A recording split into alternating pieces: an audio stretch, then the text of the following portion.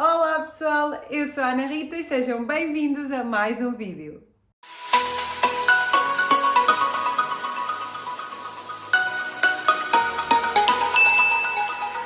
Neste terceiro vídeo do ano eu venho mais uma vez colocar este canal e colocar-vos a par das coisas que entretanto saíram e eu não fiz vídeos sobre, mas entretanto fui apontando várias ideias e por isso estes vídeos agora têm servido um bocado para atualizar. Segunda temporada de The Witcher saiu finalmente e já está mais ou menos a fazer um mês desde que a temporada saiu, depois de termos falado sobre teorias, de termos falado sobre novas personagens, de termos visto cenas desta temporada ao longo do ano que passou. Finalmente esta série, com a qual eu estava cheia de expectativas, saiu.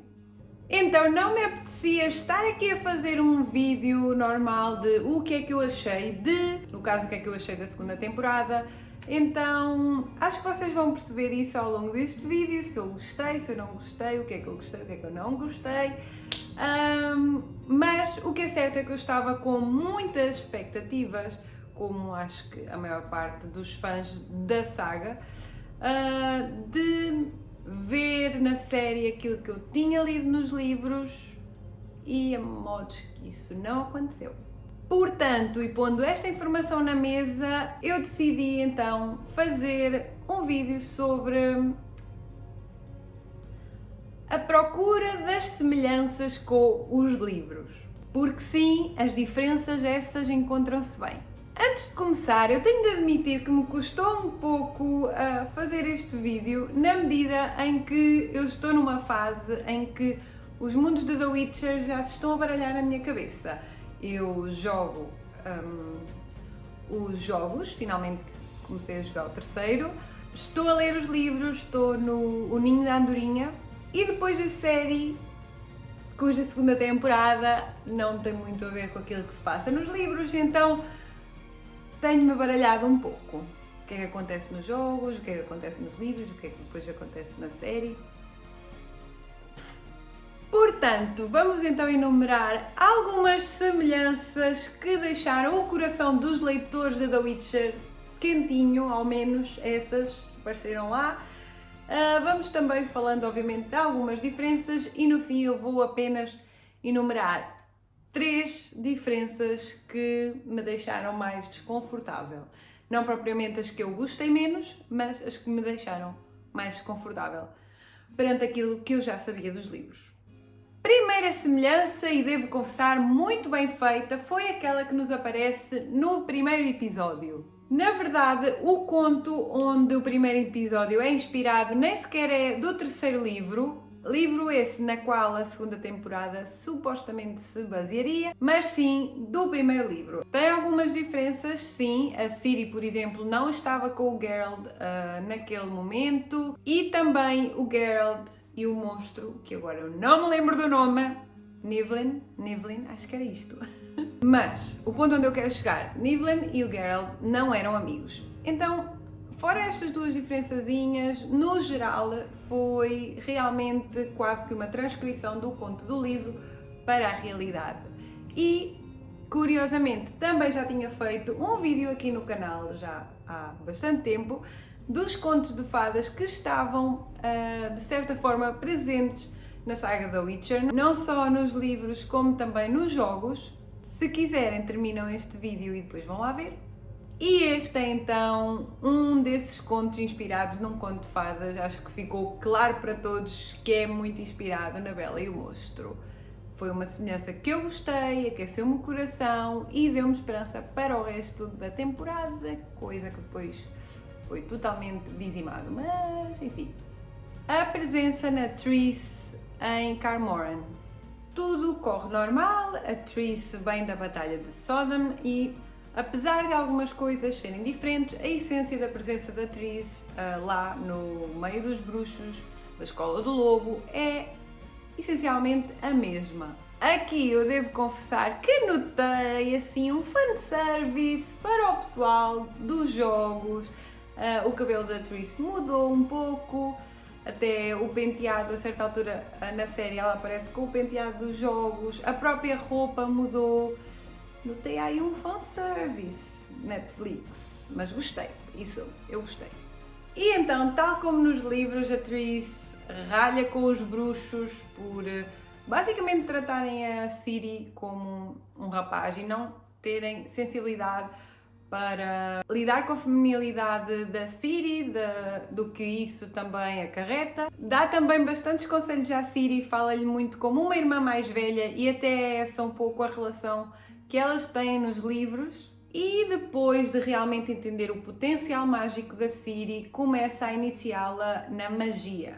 E até aqui a coisa está bastante semelhante aos livros. A partir daqui é que começa tudo a mudar. Avançando então na história, como eu já disse, livros e série começam a ir por caminhos diversos. A desculpa para colocar a Ciri no templo de Militel é totalmente diferente, pois nos livros ela vai para lá de certo modo até por influência da Triss, que recomenda que o Geralt fale com a Yennefer, porque a Yennefer é de certa forma uma feiticeira mais poderosa e então é bom que seja ela a ensinar a Ciri nas artes mágicas e é lá que ela o faz. Neste templo de Militel que nos é apresentado na série temos então aquele jovenzinho que também está nos livros, que tem assim um pequeno fraquinho pela Ciri, então fica sempre muito nervoso na presença dela. Tenho pena que não tenham explorado um pouco essa relação e mostrado, tal como nos livros, como a Ciri às vezes se aproveitava desse fraquinho do rapaz para conseguir ter informações. Temos também, obviamente, a personagem Nenneck. Aqui eu acho que a própria essência da personagem foi até bastante mudada. Na série ela é muito Nenneck vozinha, compreensiva e só personagem de apoio. No livro ela é aquela personagem que ralha com toda a gente, que aponta defeitos, mas ao mesmo tempo tem o seu lado maternal. E aqui eu notei uma grande diferença. No entanto, acaba também por ter o mesmo objetivo do livro, que será, num ponto final, a Ciri desenvolver a sua magia. Em termos das relações com os personagens principais, ou seja, o trio Maravilha, Geralt, Yennefer, Ciri, temos uma relação que é bastante semelhante àquela que nos é apresentada nos livros e outra que é diferente. Pegando nesta, nos livros a Yennefer e a Ciri têm assim algum atrito no início. A Yennefer aceita ensinar a Ciri, no entanto está sempre a gozar um bocadinho com ela, chama-lhe de feiosa. Não tem é um pouco uma relação de competitividade, apesar de ambas saberem que não estão ao mesmo nível. É assim umas faíscas entre as duas, depois nós sabemos que essa relação vai evoluindo e vão criando um afeto enorme, uma relação de mãe e filha entre as duas. Na série, apesar de ser compreensível perante o rumo que a série escolheu ter, já é diferente. A Yennefer escolhe aproximar-se da Ciri com as intenções de lhe roubar a magia por necessidade e depois começa então também a desenvolver um maior afeto com ela. Acaba por ser uma relação diferente que vai tendo o mesmo desfecho e é basicamente o que esta temporada fez, não é? Tudo diferente para explicar um mesmo desfecho. O Geralt, por outro lado, está neste campo super fiel aos livros, mantém com a Ciri a mesma relação paternal que nos é apresentado, que é apresentado aos leitores. Dá bronca quando dá bronca, é muito protetor e até carinhoso dentro dos parâmetros que lhe é permitido ser carinhoso. Nós sabemos que o Geralt não é muito afetivo. Por último, a derradeira semelhança é o plot twist que nos é apresentado no final da temporada, que também é apresentado no final dos livros. E eu digo-vos que, se foi uma surpresa para vocês que nunca leram os livros, foi uma surpresa também para mim, que ainda não os acabei de ler, ainda não sabia do plot twist do Imperador de Nilfgaard ser o pai da Ciri. Fiquei a saber agora, antes de chegar ao final dos livros.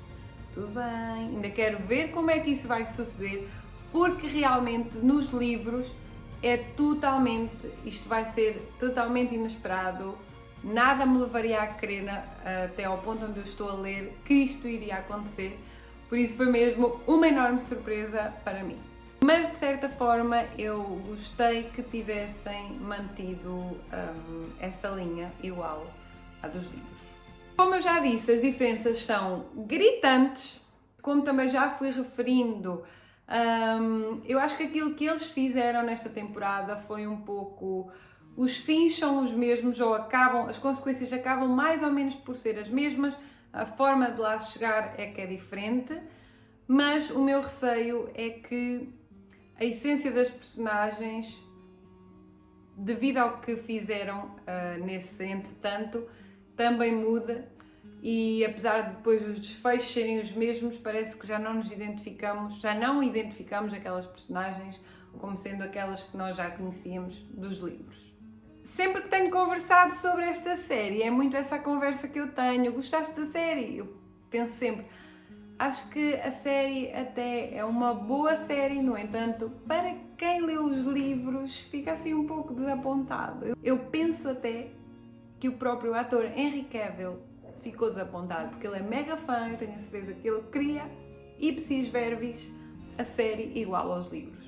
E vocês já sabem que eu sou dessas, eu não gosto de coisas baseadas, eu gosto de adaptações ali, tal. Eu leio o livro e quero ver no ecrã como é que fazem as coisas. Falando então das 3 maiores diferenças, e eu quero salientar que estas não são as diferenças que menos gostei, mas sim aquelas que me causaram mais desconforto enquanto leitora. Primeira, a introdução da mãe imortal. Nos livros não há cá mães imortais nem mortais, não há nada disso. De certa forma, se eu visse a série de fora, eu até achei uma solução interessante, na medida em que conectou personagens, trouxe mitologia à série, que eu gosto sempre, e colocou ali uma vilã principal na história. Podemos até concluir, e entretanto já veio ser confirmado, que esta mãe imortal faz parte da caçada selvagem. E ok, isso é tudo interessante, mas lá está, como leitora, eu gostaria de ver mais a jornada da Ciri. O livro onde esta temporada é baseado, O Sangue dos Elfos, não tem aquela coisa de muita ação, não tem uma grande batalha, não tem, como por exemplo nós tivemos na série, a batalha contra a Mãe Imortal final, onde a Ciri mata alguns bruxos e é de certa forma possuída por este demónio. Não tem nada assim, mas é um livro muito interessante onde nós ficamos a saber mais da história dos povos de The Witcher, da segregação dos elfos. É mesmo muito interessante, eu acho que isso ficava top na série, vermos a jornada da Ciri, a aprender a magia, quando se tem de separar do Geralt e da Yennefer, a crescer, a juntar-se aos ratos, que é um grupo de salteadores do qual a Ciri vai fazer parte. Acho que teria sido interessante para os leitores, mas também admito que a Mãe Imortal terá sido uma solução interessante para quem está a ver apenas a série, não conhecia a saga ou não tinha lido os livros. Não sei, digam-me vocês. Segunda diferença que me deixou assim mais desconfortável foi tirarem a Francesca do plot onde ela estava nos livros. A Francesca é uma maga elfa que nos livros faz parte do capítulo dos magos, por isso aquelas reuniões de feiticeiros que nós vimos, a Francesca estaria lá. No terceiro livro fala bastante de como eram tratados os elfos, como eram oprimidos, da história deles, e depois de ter participado na revolta dos feiticeiros para se aliar a Nilfgaard, então acaba por assumir essa posição de líder da facção dos elfos, digamos assim. Na série, a modos que ela já é colocada nessa posição quase desde o início, depois tem a questão da gravidez, a questão da relação com um elfo, que esse sim é um personagem da Netflix, não existe nos livros. Não é que não tenha gostado, mas acho que seria relevante vê-la de certa forma como ela está nos livros e depois assumir então a defesa dos elfos, mais vincadamente. Nos livros ela é desde sempre descrita como a mulher mais bonita do mundo e eu acho que a escolha da atriz foi até que bastante conseguida. Não é aquela beleza de caras in your face, mas eu acho que é uma beleza exótica, acho que foi muito bem escolhida, é assim uma coisa mesmo élfica e eu gostei bastante. Queria só deixar aqui este apontamentozinho. Por último, que me deixou também desconfortável e que acaba por ser um pouco cómica é a cena toda em volta a Kaer Morhen. Porque nos livros é insistentemente descrito que é um local isolado, que quase ninguém consegue lá chegar se já não souber o caminho. No entanto, na série aquilo parece a casa da Joana, porque toda a gente lá chega facilmente. Inclusive temos uma cena em que está a acontecer em Kaer Morhen uma festa, à falta de melhor palavra, para que isto continue a ser um canal family friendly. E não sei, toda a essência de local recôndito, local silencioso, onde os bruxos vão para descansar, para treinarem, para estarem uns com os outros. De repente toda a gente lá chega facilmente, fazem-se festas, top, mas aquela não é o local que eu conheci nos livros. Enfim, veredicto final. Gostei da série pela série. Desapontou-me na medida em que vocês sabem que eu gosto das coisas adaptadinhas, tintim por tintim. Estava à espera disso, deram-me esperanças para isso e não foi isso que eu tive.